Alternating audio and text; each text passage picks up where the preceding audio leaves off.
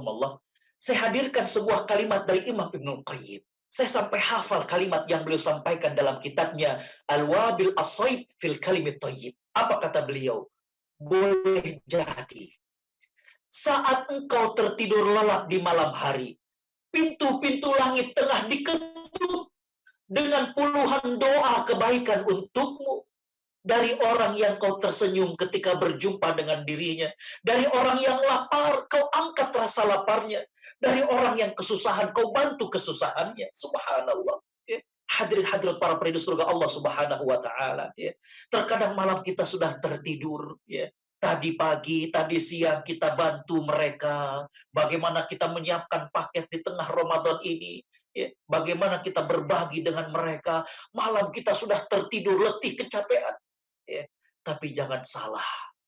Boleh jadi malam itu orang-orang yang tadi siang kita bantu, orang yang kita tersenyum ketika berjumpa dengan mereka, orang yang tadinya, ya Allah, beras udah nggak punya, ya. Suami diberhentikan kerja, dia dagang juga sulit, ya. Mereka-mereka yang kemudian, oh, ya Allah, hatur nuhun pisan, ya. Diberi bantuan paket. Malam itu mereka mengetuk pintu Allah Subhanahu wa Ta'ala. Ya Allah, hamba tadi siang udah nggak ada beras. Datang Akang Fulan, datang Ustadz Fulan. Ya Allah, mereka bawa ini kepada kami. Mereka lalu kemudian berdoa kebaikan buat kita. Hadirin hadirat perindu surga Allah Subhanahu wa Ta'ala.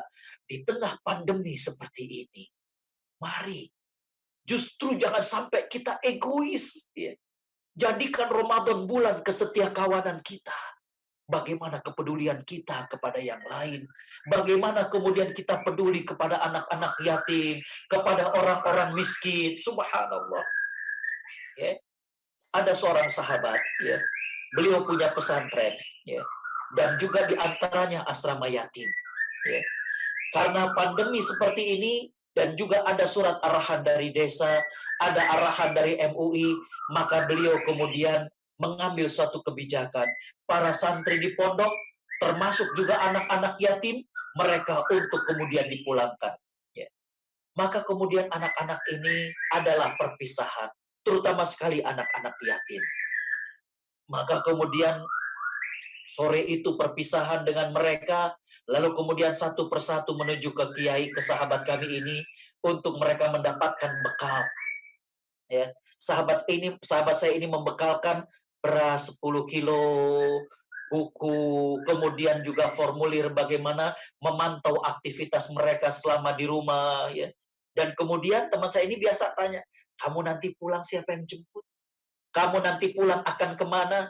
Sampai giliran seorang santriwati, dia seorang anak yatim. Ketika teman saya ini bertanya, kamu nanti makan pulang kemana? Santriwati ini tertunduk. Ya. Kemudian terlihat matanya berkaca-kaca. Istrinya yang juga tamatan dari Timur Tengah berbicara dengan bahasa Arab kepada teman saya ini. Istrinya mengatakan, Kang, dia ini yatim, tapi ibunya itu bekerja sebagai pembantu rumah tangga. Dan majikannya tidak memperkenankan dia membawa anaknya. Harta peninggalan sang suami diambil oleh keluarga suaminya. Maka sang istri kemudian memeluk anak perempuan ini. Sambil kemudian mengatakan, ya sudah, kamu nggak usah pulang. Ini juga rumahmu, nah. Subhanallah. Hadirin khotal iman rahimakumullah. Di saat pandemi seperti ini, saya paham. Ada sebagian kita yang justru egois, dia belanja, borong sana-sini. Sehingga pada saat isolasi mandiri di rumah, dia sambil makan, dia happy. Tapi tidakkah kita perhatikan, bahkan ada anak-anak yang tidak tahu akan pulang kemana. Ya. Mereka tidak tahu akan pulang kemana. Ya. Ibunya bekerja sebagai pembantu rumah. Rumah yang dulu harta warisan ayahnya diambil oleh keluarga ayahnya. Hadirin hadirat perindu surga Allah Subhanahu wa Ta'ala.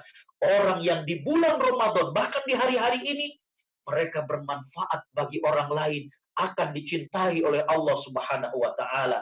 Dan juga akan dicintai oleh manusia. Manusia dengan ikhlas akan berdoa untuk dirinya. Ya Allah, berkahi Akang Fulan, berkahi Ustadz Fulan, dan lain sebagainya.